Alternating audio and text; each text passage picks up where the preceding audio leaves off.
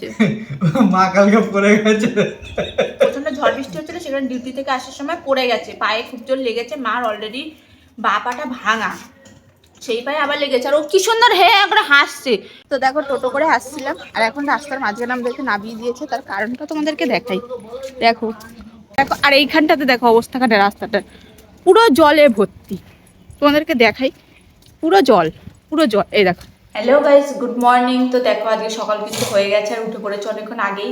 উঠে কিন্তু প্রথমে বাসন টাসন যা মাজার ছোটো মেজে নিয়েছি, কিন্তু এখন ঘর ছাড়াতে গিয়ে দেখছি এইখানে এই বড়িগুলো পড়ে রয়েছে। মানে এগুলো কালকে কেজি প্যাকেট করছিলাম, বড়ি নিতে এসেছিলো, তোমাদেরকে তো আগে দেখিয়েছি। তো কিছুটা করা হয়েছে, কিছুটা বাকি রয়ে গেছে। এখন এইগুলো যদি এখানে সাইড না করি তো ঘর ছাড়তে পারবো না।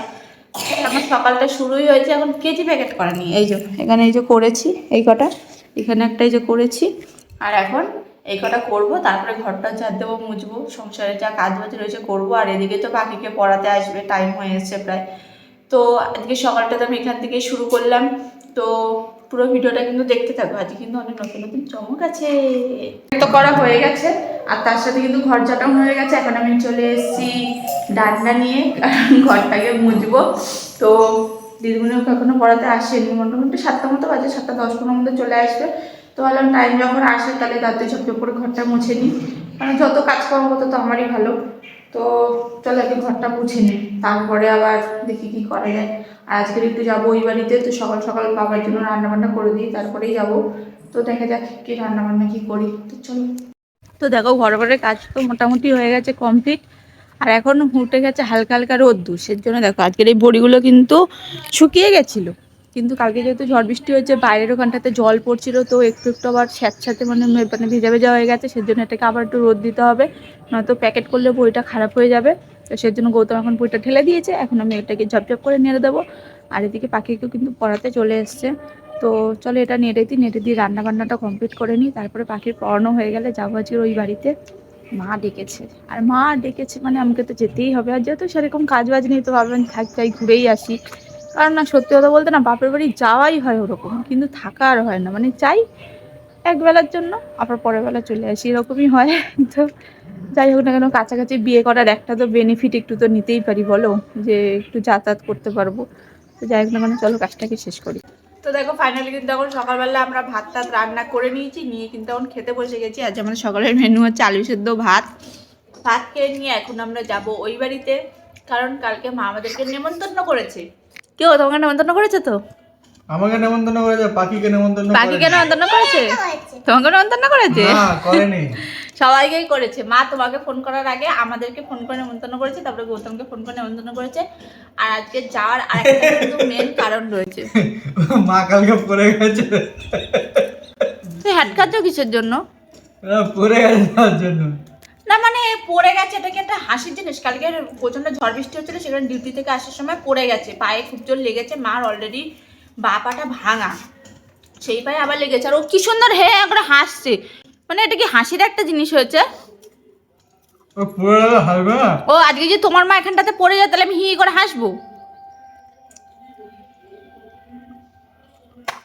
তাহলে তোমরাই বলো, এখন আমার মা পড়ে গেছে বলে হি করে হাসছে, তাহলে এখন যদি ওর মা পড়ে যায়, তাহলে আমার এখানে কি হি করে হাসাই উচিত? তোমরা বলো, কি কাজটা ঠিক করছে? কি বলো এবার? এবার আর মুখে কথা নেই, এখন নিজের মায়ের কথা উঠেছে না, এখন মুখ দেওয়ার কোনো কথা সরবে না। তো যাই হোক না কেন, কথা বললেই তো কথা বাড়ে, ঠিক আছে? বললে অনেক কিছুই বলা যায়, আবার না বললে কিছুই বলা যায় না। যাই হোক, তো তাদের করে খাওয়া দাওয়া শেষ করি, তারপরে যাবো ওই বাড়িতে। সব কিছু তোমাদের সাথে শেয়ার করবো, দেখতে থাকো। তো দেখো আমাকে পাঠিয়েছিল ওপরে রেডি হতে, ঠিক আছে? আমি তো রেডি হয়ে চলে এসেছি বাড়ি যাওয়ার জন্য। আর এদের দুজনের অবস্থা কেন শুধু দেখতে থাকো। এই দেখো, নিজেও ঘুমায় পড়ছে, আর মেয়েটারও ঘুম পাড়িয়ে দিয়েছে। এই কি গো, ওঠো পাখি, ও পাখি। ঘুমাইছে, ঘুমাতে না। সেই তো দেখেছো তো, যেদিনকে ওই বাড়িতে যাওয়ার কথা থাকে সেদিনকে ওদের কারো না কারো নকশা চালু হয়। পাখি কোনোদিনও এই টাইমটা ঘুমায় না, আজকে দেখো ঘুম পাড়িয়ে দিয়েছে, ঘুমিয়েও পড়েছে। কি সুন্দর ব্যাপার স্যাপার। যেদিনকে ভাবে আজ একটু তাড়াতাড়ি যাবো, সেই হেলতে ধুলতে যেতে যেতে সেই 12টা-1টায় বাজায় ফেলবে, তারপরে গিয়ে 2 ঘন্টাও বসতে পারবো না, আবার রেড়ে করে দৌড়ে চলে আসতে হবে। এই হচ্ছে আমার জীবন, মানে এই হচ্ছে আমার কাজ। হ্যাঁ কি পাঠালে আমাকে রেডি হতে, তা তোমার এইটুকু টাইমের মধ্যে 1 ঘন্টা হয়ে গেছে। নকশার কথাবার্তা, ওই ঘরে বাসন টাসনগুলো মেজে তারপরে রেডি হতে গেছি, নকশার কথাবার্তা। রেডিওতে তুমি 1 ঘন্টা তো বসে থাকবে। 1 ঘন্টা না, 1 ঘন্টা বসে ঘুমায় পড়ো আর কি। ঘুমায় তো পড়ছি। তোর ঘুমায় পড়ে, যাওয়া লাগবে না। প্রত্যেকটা সময় এরকম করে ভাল লাগে না আমার আর।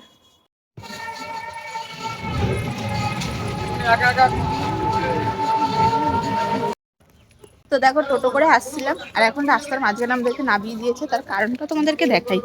দেখো পুরো বালি ফেলেছে রাস্তাতে, ঠিক আছে? রাস্তা ঠিক করবে বলে বালি ফেলেছে। এদিকে রাস্তা ঠিক তো আর করতে পারেনি, মানুষের যেটুকুনি সুবিধা ছিল সেটুকুনি আবার অসুবিধা করে দিয়েছি।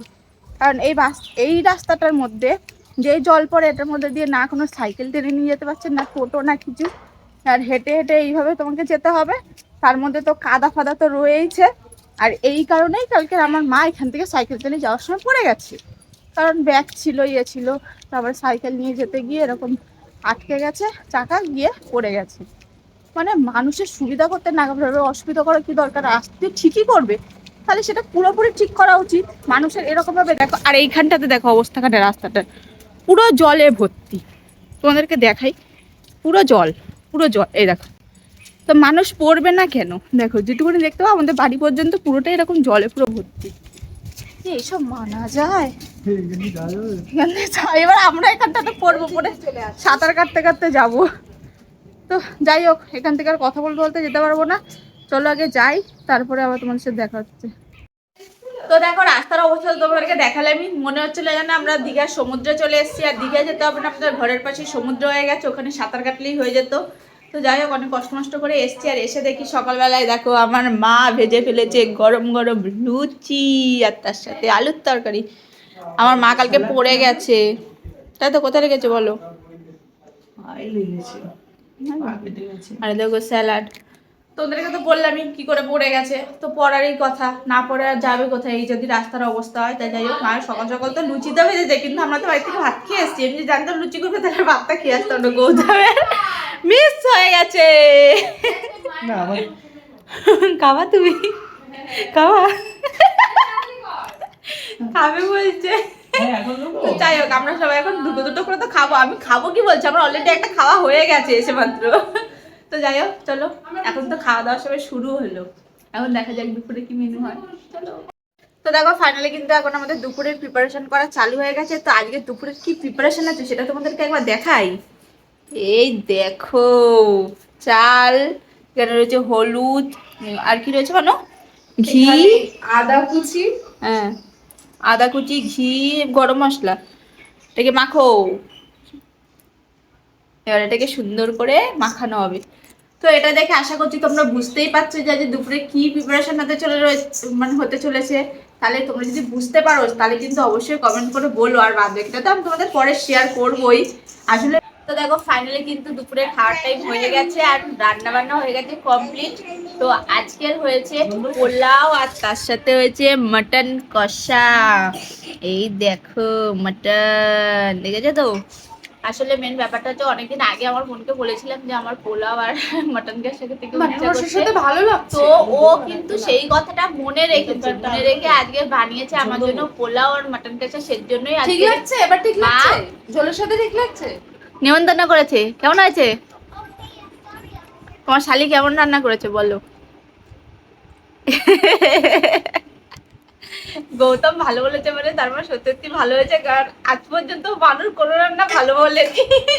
আসলে মানুষের রান্নাটা করবো সেটা খেতেই চায় না, কেন চাই না। তো যাই হোক আজকের আমাদের তো খাচ্ছে না, সত্যিও খেতে যায় না। এ দেখো এখানে আমার মাও বসেছে, আমার পাখির খাওয়া হয়ে গেছে, এখানে আমার বোনও বসেছে খেতে। তো দুপুরবেলা সবাই একসাথে বসে খাওয়ার তো মজাটাই আলাদা। তো চলো আগে খেয়ে নিই। এসে ভোরবেলা বাড়ি থেকে বেরিয়েছি, ভোরবেলা মানে কি 10টার দিকে। বলেছিলাম যে তাড়াতাড়ি তাহলে চলে আসবো, বলছে হ্যাঁ হ্যাঁ ঠিক আছে, খাওয়া দাওয়া করবো তো দুপুরবেলা, খাওয়া দাওয়া করে চলে আসবো। খাওয়া দাওয়ার নমুনা দেখো, বাইরে পুরো রাত হয়ে গেছে, দুপুরবেলা খেয়েছে কিন্তু, ঠিক আছে। এখন আবার দেখো খেতে বসে পড়ে যায়। তোমার বাড়ি যাওয়ার ইচ্ছে নেই? যাবো তো, হ্যাঁ যাবো। দুপুরবেলা করে পুরোটা খেতে পারিনি, পেটটা ভর্তি হয়ে গেছে। কারণ একমাত্র রুটি টুটি খেয়েছিলাম, তারপরে আবার মা তো এটা ওটা সেটা তো চলতেই ছিল মুখটা। তো দুপুরবেলা পুরোটা কমপ্লিট করতে ছিল থালার মধ্যে, তো নষ্ট করে আমি যাওয়ার আগে দুটো খেতে যায় খেতে আর তুমি যে বললে যে সন্ধ্যা, বাবাও বলে দিল যে সন্ধ্যার আগে বাড়ি ঢুকতে, এখনো সন্ধ্যা হয়নি। হয়েছে তো। শোনো, সবসময় অত টাইম মেনটেন করে চলতে পারবো না। তো টাইম মেনটেন করে তোমার সন্ধ্যা মানে কি? সুন্দর হয়নি, তাহলে আমি সকালে বলেছিলাম যে অনেক তাড়াতাড়ি আসবো, তুমি তো আস্তে আস্তে 11টা 12টা করে দিলা। প্রত্যেকবার এরকমই হয়, যখনই বাপের বাড়ির সাথে কথা বলি যে আমরা কাজ থাকুক 10:30টার মধ্যে চলে এসেছি। 10:30টা 10:30টার ঘরে ঘুমাচ্ছি না গো। হ্যাঁ নকশা। যখনই আসে কথা বলি তখনই বেলা 12টার আগে এখানে আমি ঢুকতেই পারি না। এসে খাইতে আর চলে যায়। মা তো ডিউটিতে চলে গেছে, এখন ভালো একটা রেখে দিয়েছি, নষ্ট করবো, ওটা দিয়ে খেয়ে দিয়ে মানে সব দোষ এখন আমার, কারণ সকালবেলা তাদের দুপুরবেলা খেয়ে দিয়েছে, তারপরে ঘুমাচ্ছিল তো, তো ঘুম দিয়ে উঠেছে তখন দিয়ে গেলেই তো। বলছিলাম বলেই তো পেটটা খালি হলো, তার জন্য তখন আমার খেতে পাচ্ছি। হ্যাঁ মানে সোজা কথা, বাড়ি যাওয়ার ইচ্ছে নেই এর। যাবো না, যাও চলে যাও। যাবো না আমি বাড়ি, থাকবো আজকে এই বাড়িতে। থাকো, কে বারণ করেছে? তোমার তো বাবা তো তখন বললো থাকবে না চলে আসবে, তুমি তো বললে হ্যাঁ সন্ধ্যার আগে চলে আসবো। বাবা তো বললো হ্যাঁ ঠিক আছে সন্ধ্যার আগে আসবে। তো এখন এখন কি বলতে কি চাইছো? যাবো না বাড়িতে। তো দাদা এখন কিন্তু ফাইনালি বাড়ি চলে এসেছি, আর এসেই কিন্তু বসে পড়েছি এখন রুটি বানাতে। এই দেখো আটা মাখা হয়েও গেছে, কারণ তোমাদের দাদা ভাই যা খোঁজকা রয়েছে ওকে তো আর কিছু বলা যাবে না, যে সত্যি অনেকটা লেট হয়ে গেছে সেটা বুঝতেই পারছি।